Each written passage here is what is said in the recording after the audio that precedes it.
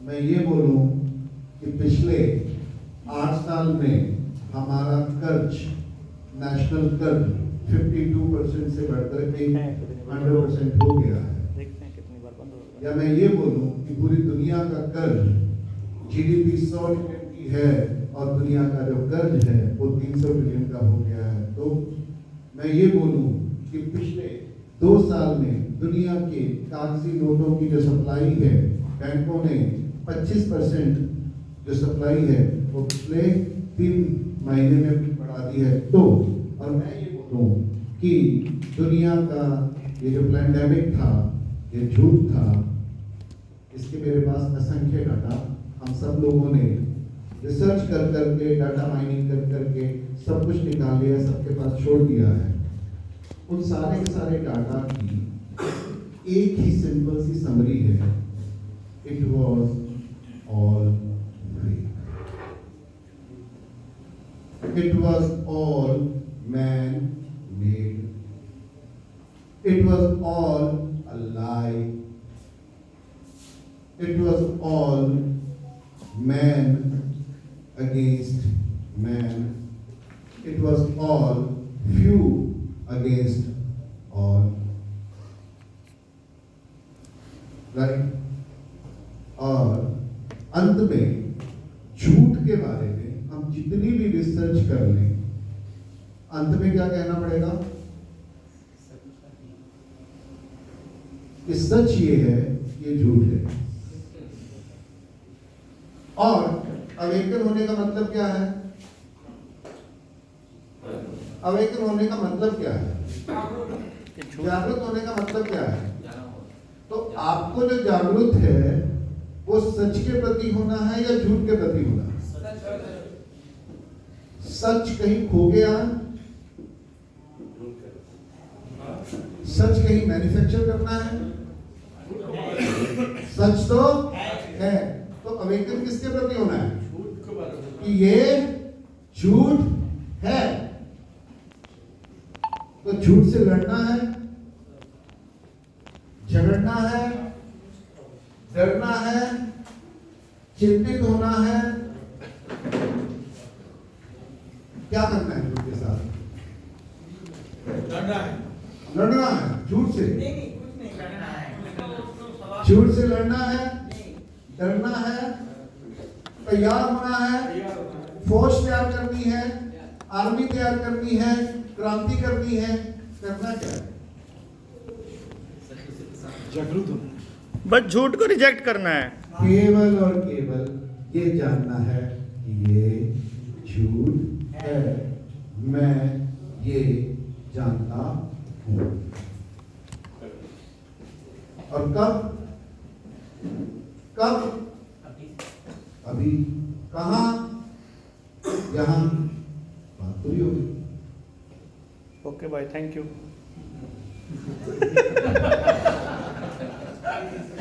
पर इस बात की जो एप्लीकेशन है वो थोड़ी मुश्किल है, राइट?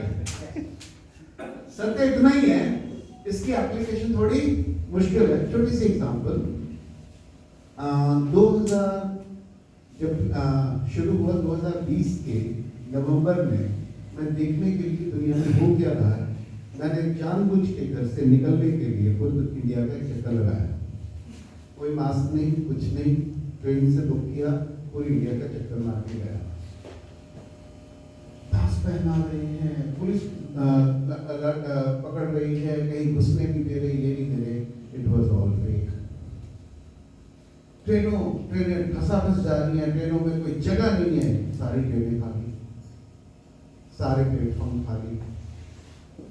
रेलवे के, केवल रेलवे के, क्योंकि मैंने रेलवे के साथ काम किया है, रेलवे में 14 लाख एम्प्लॉय फुल टाइम है, 2 करोड़ एम्प्लॉय इरेगुलर एम्प्लॉय वहां काम करते हैं, कुली हॉकर्स एंड ऑल दैट। 2 साल के लिए वो 2 करोड़ लोग कहाँ गए? उनका रोजगार कहाँ गया? इट वॉज ऑल, वो केवल एक फेक न्यूज से वो 2 करोड़ परिवार बेरोजगारी में, भूखमरी में सदा के लिए धक्के दिए गए, राइट? तो ये सारा कुछ देखा, तो मैं जब अहमदाबाद वापस गया तो रेलवे स्टेशन पे जब मैं निकलने वाला था पुलिस ने रोका और उन्होंने कहा कि मास्क कहाँ है? मैंने कहा नहीं है। तो आपका चालान कटेगा। मैंने कहा पैसे नहीं है। तो मैंने कहा कि आपकी गाड़ी कहाँ है? आपकी गाड़ी कहाँ है? मैंने क्या करना है? मैंने कहा गाड़ी का आप जो करोगे मैं बता देता हूँ ना, आप मुझे पकड़ के लेके जाओ, ठीक है? और 7-8 दिन के लिए 14 दिन के लिए जो आइसोलेट करना है, ठीक है? क्योंकि मैंने पैसे नहीं दिए इसलिए जेल में रखो, मैं 5-7 दिन 14 दिन आराम करूंगा। मैं खड़ा हो गया। ना लड़ना है, ना झगड़ना है, ना गुस्से होना है, ठीक है? सिर्फ जानना है कि वो ज्यादा से ज्यादा इतना ही कर सकता है, क्योंकि वो मेरा दुश्मन नहीं है। उसको ये करने के लिए बताया गया है और वो भी ये सच मान बैठा है, क्योंकि मैं अगर इनका चालान कर रहा हूँ, मैं इनको सावधान कर रहा हूँ, मैं इनको डरा रहा हूँ ताकि ये गलती नहीं करेगा और दूसरों को कोविड नहीं फैलाएगा, तो मैं भी इसका काम कर रहा हूँ।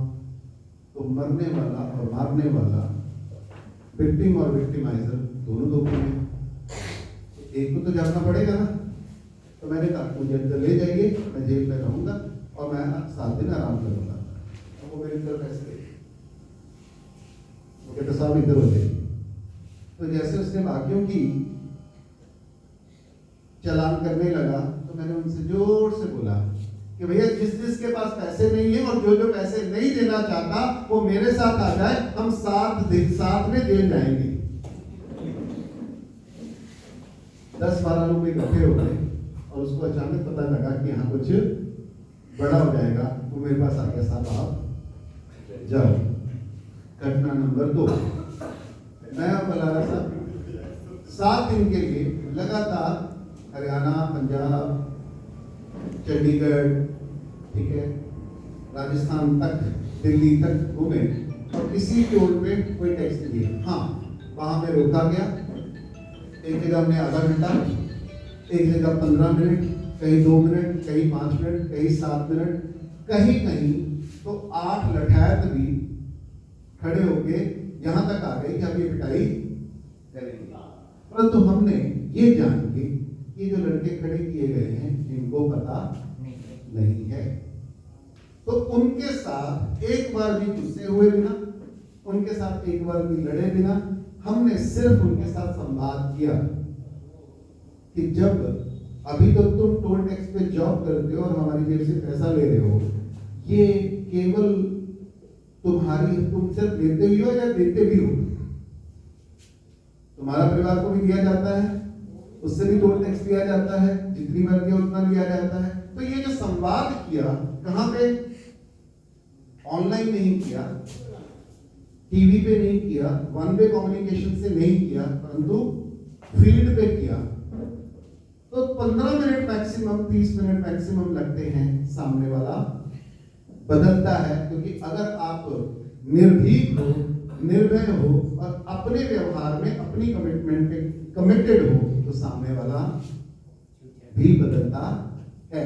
चाहे वो पुलिस हो, चाहे वो वकील हो, चाहे वो डॉक्टर हो, चाहे कोई भी हो।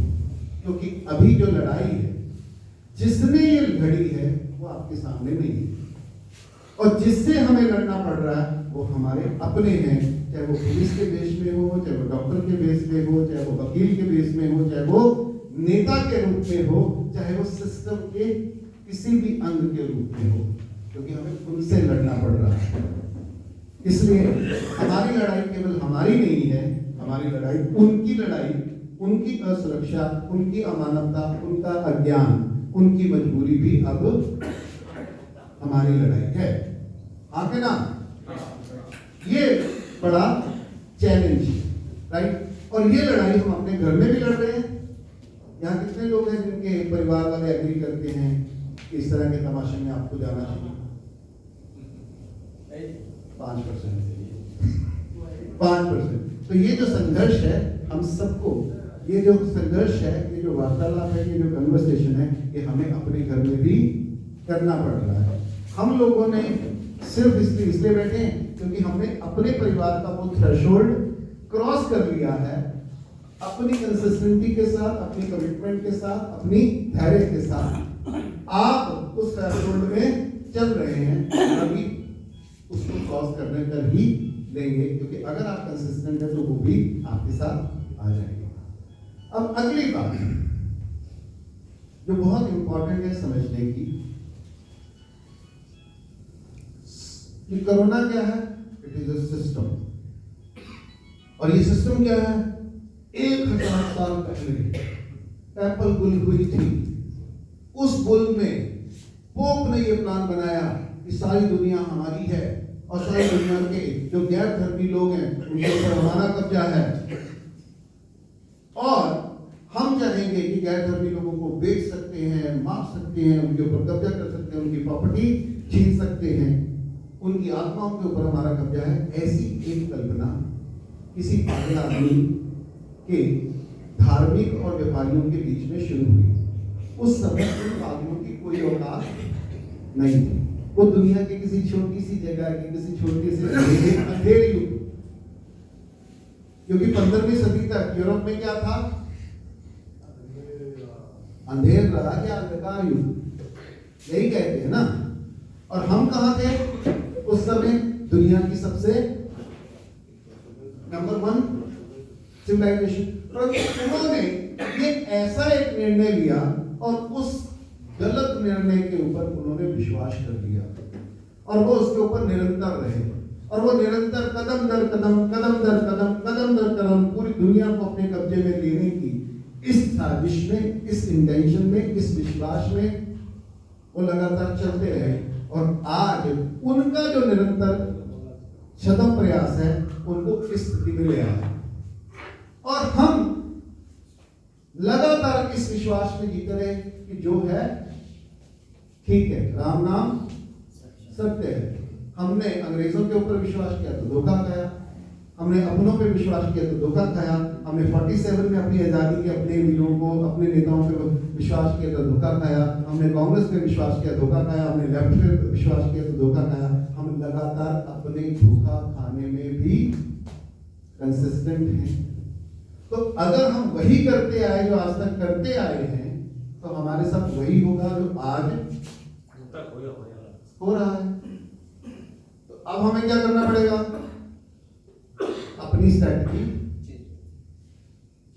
अपनी स्ट्रैटेजी जिसने हमें फायदा नहीं किया वो बदलनी पड़ेगी।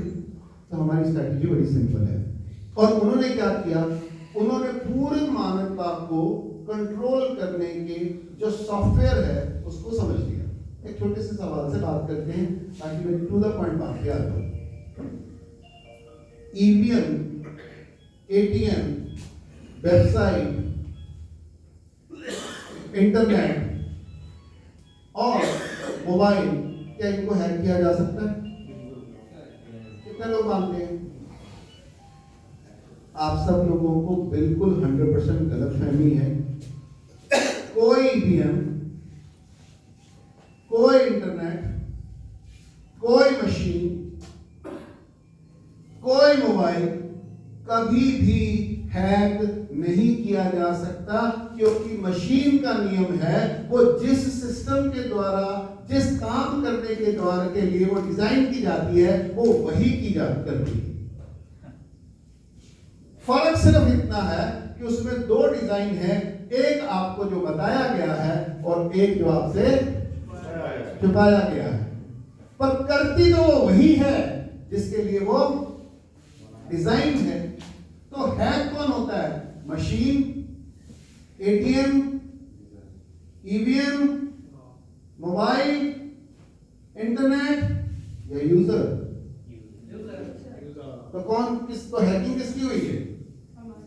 तो कोरोना क्या है?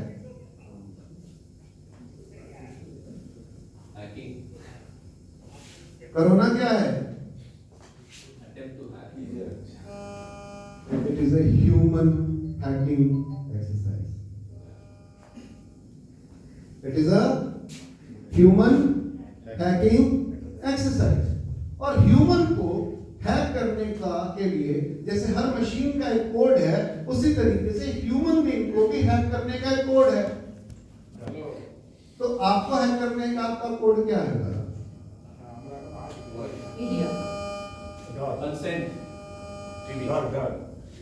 Consent for what? To be hacked. To be Hacked. hacked. For what? Why I give my consent? Fear. Exactly. Ignorance. तो सिंपल पुलिस वाला, मैं फिर से अपनी पहली एग्जांपल पे आता हूँ। पुलिस वाला जैसे ही आपको रोकता है और आपको बोलता है चलन 1000 रुपये दिखाओ, नहीं तो नहीं तो ऐसे आगे तो जाता ही नहीं। नहीं से तो आगे जाता ही नहीं। तो बस वो यहीं तक रहता है, क्योंकि हम पूछना ही भूल जाते हैं। नहीं तो क्या, हम नहीं तो आगे का क्या करता है, वो फिलिंग द ब्लैंक छोड़ देता है।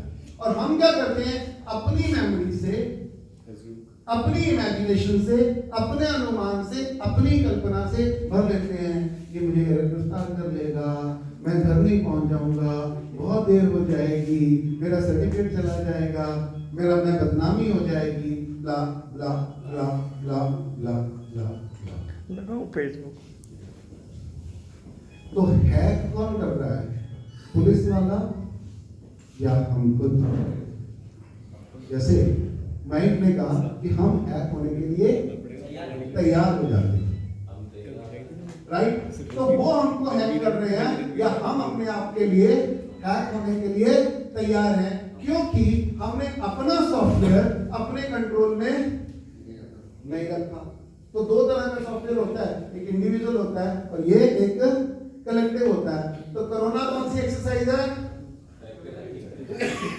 Collective human hacking exercise. Yes और नो? यस और नो? ओके। तो कलेक्टिव ह्यूमन हैकिंग एक्सरसाइज से बाहर आना है तो क्या करना पड़ेगा? अपना डर, चाहे वो मेरे ऊपर इंपोज कर रहा है या मैं खुद के ऊपर इंपोज कर रहा हूं, ये दो ही डर हैं जो हमें हेल्प करते हैं। यस और नो? तो वो क्या हम सब इंडिविजुअली और कलेक्टिवली, अकेले और समूह में अपने डर को छोड़ने के लिए तैयार हैं? हेलो, इसीलिए आप अवेकन हैं, क्योंकि भय से मुक्ति ही मोक्ष है। भय से मुक्ति ही, भय से मतलब डर के आगे कुछ नहीं है, भय से मुक्ति ही मोक्ष है। ये मैं नहीं कह रहा हूं, ये नारद भक्ति सूत्र में लिखा हुआ है, ये भक्ति की परिभाषा है, ये मोक्ष की परिभाषा है। तो हम कह रहे हैं कि जो कोरोना है ये मायाजाल है, इल्यूमिनाटी क्या है? ये मायाजाल है। इनका हथियार क्या है? भय, धोखा। तो इनके मायाजाल के केवल 4 स्तंभ हैं। जैसे मैंने कहा, उन्होंने हमें उन 4 चीजों में हमारी मर्जी से, हमारी सहमति से हमें कंट्रोल किया है, क्योंकि मुझे मेरी मर्जी के बिना कोई भी कुछ भी करवा नहीं सकता। ये मेरे सॉफ्टवेयर का बेसिक डिजाइन है। क्या डिजाइन है? कि मुझसे मेरी मर्जी के बिना कोई कुछ नहीं करवा सकता। ये मेरा बेसिक डिजाइन है। ये किसने दिया है? भगवान ने दिया है, नेचर ने दिया है, क्योंकि मैं भी परमात्मा का ही अंश हूं। जितना फ्री वो है, जितना ताकतवर वो है, जितना ज्ञानी वो है, जितना सबल वो है, उतना मैं हूं। अब छोटी सी कहानी है कि अगर मैं, तो कोरोना में उनके 4 स्तंभ है। पहला स्तंभ, उन्होंने हैक किया आपकी पहली हैकिंग किसकी हुई? आपकी नोट की। 1947 में भारत आजाद हुआ, गोल्ड स्टैंडर्ड पे था। सारे के सारे जितने कागज के या सिक्के उन्होंने चलाए थे, उसके बराबर सोना और चांदी उनके रिजर्व में पड़ा था। भारत आजाद हुआ, रानी के सारे सिक्के, सारे नोट कैंसिल हो गए। जो उन्होंने चलाए थे, रसीद हमें जो दी थी, रिसिप्ट हमें उन्होंने दी थी, नोट उन्होंने दिए थे, नोटेशन उन्होंने दिए थे, प्रोमिसरी नोट उन्होंने दिए थे, वो सारे के सारे कैंसिल हो गए। तो हमारा जो रिजर्व में नोट में सोना था, चांदी था, वो किसको मिलना चाहिए था? भारत को नहीं, आपको मिलना चाहिए था। वो किसके थे? वो किसी भारत नाम का कोई व्यक्ति नहीं था, क्योंकि वो किसके थे? नागरिक के थे, वो आपके थे। मिला आपको? आप चुप रहे, उनकी हिम्मत।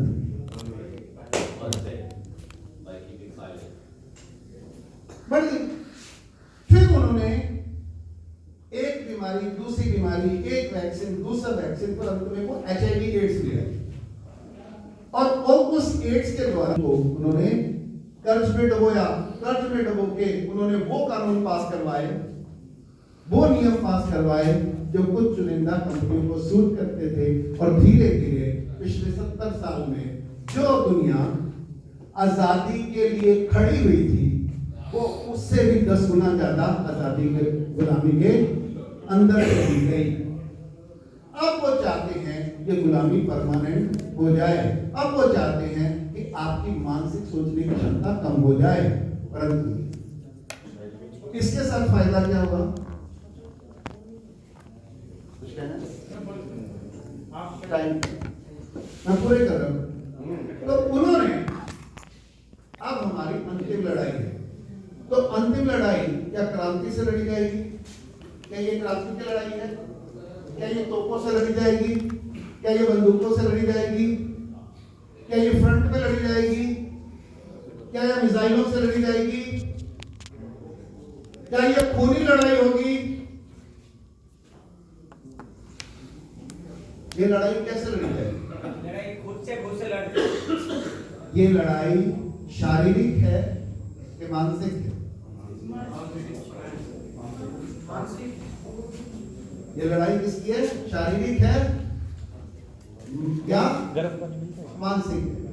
तो 2-3 एग्जाम्पल के बाद करता हूं।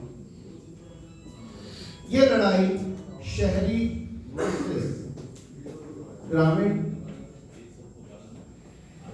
प्रोडक्टिव वर्सेस कंज्यूमर, सरकार वर्सेस नागरिक, किसान वर्सेस मार्केट, वगैरह वगैरह, इसको हजारों नाम दिए गए हैं। मैं कहता हूं ये लड़ाई इन हजारों नामों के पीछे बड़ा छोटा सा एक नियम ये है।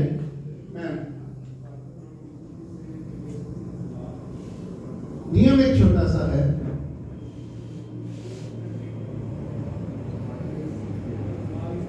कि आज भी हिंदुस्तान का एक एक गांव, जितने लोग उस गांव में रहते हैं और जितना उस गांव में उत्पादन होता है, वो कितना है उस गांव के पॉपुलेशन की नीड से, ये कम है, ज्यादा है या बहुत ज्यादा है? हेलो, बहुत ज्यादा। डाटा ये कहता है कम से कम 4 गुना उत्पादन हर गांव आज भी भारत का कर रहा है, और हर साल वो रिकॉर्ड उत्पादन कर रहा है। तो हमारा जो गांव है वो समृद्ध है या निर्धन है? तो पहली झूठ हमको ये छोड़ना है कि हम निर्धन हैं। दूसरा, हमारे गांव में जितने बच्चे पढ़ते हैं उनको पढ़ाने की क्षमता के लिए हमें बाहर से कोई शिक्षक मंगवाने की जरूरत है? यस और नो? नो। तो शिक्षा में हर गांव इस समय सक्षम है। नंबर 3, गांव में जितनी भी बीमारी है, तो आहार, शेल्टर, पानी, मेडिसिन, और गांव में जितने भी झगड़े हैं उनको निपटाने के लिए क्या गांव सक्षम है? यस और नो? ओके। तो नंबर 4-5, क्या प्रकृति ने, नेचर ने आपकी जरूरतों को पूरा करने के लिए इनफ जल दिया है आपको, जंगल दिए हैं आपको, पेड़ पौधे, जमीन दी है आपको, और जरूरत के अनुसार जानवर भी दिए हैं। तो जल, जंगल, जमीन, जानवर, ये चारों एंगल से हम लोग समृद्ध हैं या गरीब हैं? डिपेंडेंट है या इंडिपेंडेंट है? इंडिपेंडेंट है। ओके, तो हम डिपेंडेंट कैसे हो गए? हम गरीब कैसे हो गए? सिर्फ गरीबी और अमीरी के बीच का अंतर है। आज आप गांव में शिक्षा में, स्वास्थ्य में, न्याय में लेन देन खत्म कर दो पैसे का, तो गांव में किसी कोई व्यक्ति भूखा रहेगा? गांव में कोई व्यक्ति अशिक्षित रहेगा? गांव में कोई व्यक्ति बीमार रहेगा? गांव में कोई झगड़ा रहेगा? गांव में हमारा कोई गांव अशुद्ध रहेगा? पेस्टिसाइड की जरूरत पड़ेगी? नहीं पड़ेगी। यानी उसकी जो टेक्नोलॉजी है, उसके जो सिस्टम है, वो हमें कहीं से लाने हैं या ऑलरेडी वहां पड़े हैं? तो बड़ा सिंपल सा एक शब्द है कि जो हमें न्यू वर्ल्ड ऑर्डर दिया गया है, ये ऑर्डर है या डिसऑर्डर है? तो हमारा सॉल्यूशन क्या है? डिसऑर्डर को छोड़ना है, अपने ऑलरेडी एग्जिस्टिंग ऑर्डर को पहचानना है। वो ऑर्डर क्या है? वो ऑर्डर बड़ा सिंपल है कि हम धंधा भी करेंगे और हम अपनी स्वावलंबन की रक्षा भी करेंगे। तो हमारी कल्चर ने 1000 साल में, शिवांग ने काफी डिटेल में कहा था, मैं सिर्फ पॉइंट में कह रहा हूं, हमारा नियम था कि हम शिक्षा का, स्वास्थ्य का, न्याय का, पर्यावरण का, धर्म का व्यापार नहीं करेंगे, उसमें पैसे का लेन देन नहीं करेंगे। अगर आज आप शिक्षा में लेन देन बंद कर दो, तो आपके बच्चों को पढ़ाने के लिए शिक्षक कहां से आएगा? आप खुद बन जाओगे। आप ज्यादा अच्छा पढ़ाओगे या सरकारी शिक्षक या प्राइवेट शिक्षक ज्यादा अच्छा पढ़ाएगा? अगर आप स्वास्थ्य में से लेन देन बंद कर देते हो, तो डॉक्टर कहां से आएगा? कभी आनंद आ जाएगा, कभी राजीव दीक्षित आ जाएगा, कभी विश्वगुप्त आ जाएगा, कभी आप में से कोई ना कोई खड़ा होकर आ जाएगा। यस और नो?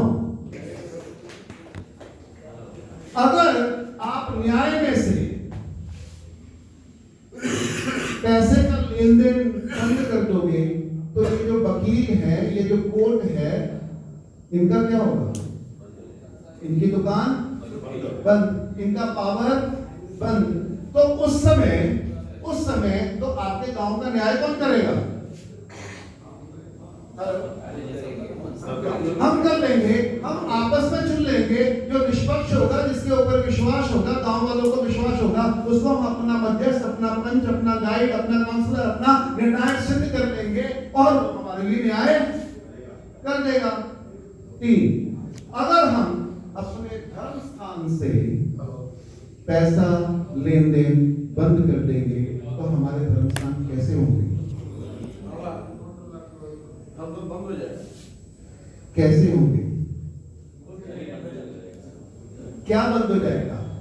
भगवान बंद हो जाएगा, मंदिर बंद हो जाएगा, भक्ति बंद हो जाएगी, विश्वास बंद हो जाएगा, सात्विकता बंद हो जाएगी, शुद्धता बंद हो जाएगी, सत्य बंद हो जाएगा। क्या बंद हो जाएगा?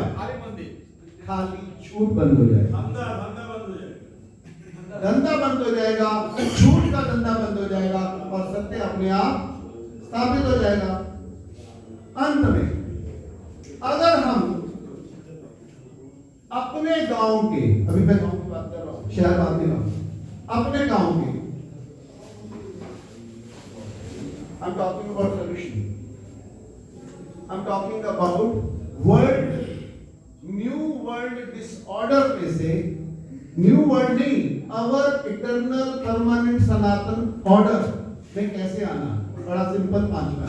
अगर हम आज गांव से निर्णय करते हैं कि हमारे गांव के जल का, हमारे गांव की जमीन का, हमारे गांव के जानवर का, हमारे गांव के जंगल का कोई लेन देन व्यापार नहीं होगा। तो आपका जंगल खिलने में कितने देर लगेगी? आपके जल को शुद्ध होने में कितना देर लगेगा? कोरोना पीरियड में शुद्ध हो गया था। हो गया था। तो अब करुणा हमको सिखा के गया है और हमें इसको समझना है कि जब आदमी अपनी सीमा को पहचान के अपनी सीमा में सिमट जाता है तो प्रकृति अपने आप खिल लेती है। जो कोरोना में सिर्फ एक साल में खिल गई थी। तो जो नुकसान हमने पिछले 200 साल में किया है वो प्रकृति, बस हम अपनी सीमा में सिमट जाएं कि प्रकृति द्वारा अपना उस नुकसान की भरपाई करने के लिए तैयार है। यस और नो? तो जनता सरकार मोर्चा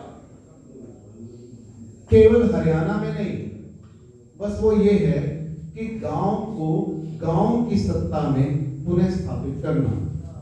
उसमें अंतिम बात कहेंगे, क्योंकि ये सिर्फ इशारे कर रहा हूं, इसके बारे में डिटेल बात नेक्स्ट होगी। अंतिम इशारा है, क्या हमें मालूम है कि अमेंडमेंट 73-74 के मुताबिक भारत की हर म्यूनिसिपैलिटी, शहरी म्यूनिसिपैलिटी और हर गांव की ग्राम स्वराज का अधिकार गांव की भारत की पार्लियामेंट के बराबर का है।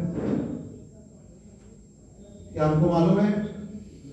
अमेरिकन इंडिया मूवमेंट, क्या हमको मालूम है कि हमारे भारत के संविधान के मुताबिक अमेंडमेंट 73-74 के मुताबिक भारत के हर गांव की हर ग्राम सभा की जो ताकत है, का जो राइट है, वो भारत की पार्लियामेंट के बराबर है। अभी तो नहीं है? नहीं, ये कह रहे हैं मालूम नहीं है। मालूम नहीं। अब मालूम भी हो गया। अब मालूम हो गया। तो मालूम हो के जब जनता सरकार मोर्चे के में जब एक गांव में जाके जनता से बात की और कहा कि बच्चे किसके, हमारे स्कूल किसका, हमारा बिल्डिंग किसकी, हमारी, केवल मास्टर सरकार दे रही है, तो हमें अपने बच्चों को पढ़ाना है कि नहीं पढ़ाना? पढ़ाना है। तो पढ़ाएगा कौन? दो है, या तो सरकारी मास्टरों या प्राइवेट मास्टरों पे निर्भर रह के आप अपना लॉकडाउन में रह लो, या खुद पढ़ा लो अपने बच्चे और अपना लॉकडाउन खोल लो आज। तो गांव ने निर्णय किया कि आज हम अपने बच्चों को हम खुद पढ़ाएंगे। सरकारी मास्टर आते हैं तो आए, नहीं आते तो नहीं आए। और गांव ने अपने इस अधिकार का जो हमारे कॉन्स्टिट्यूशन ने हमको दिया है उसका इस्तेमाल करके हमने लॉकडाउन खोल लिया। बाजू वाले दूसरे गांव ने खोल लिया और विद इन 1 वीक पूरे हरियाणा का स्कूल का लॉकडाउन खुल गया। उसको देखते पंजाब का खुला, उसको देखते पूरे हिंदुस्तान का खुल गया। क्योंकि आपको पता हो ना हो, इस देश के सारे पॉलिटिशियंस को पता है कि जनता अगर जाग गई,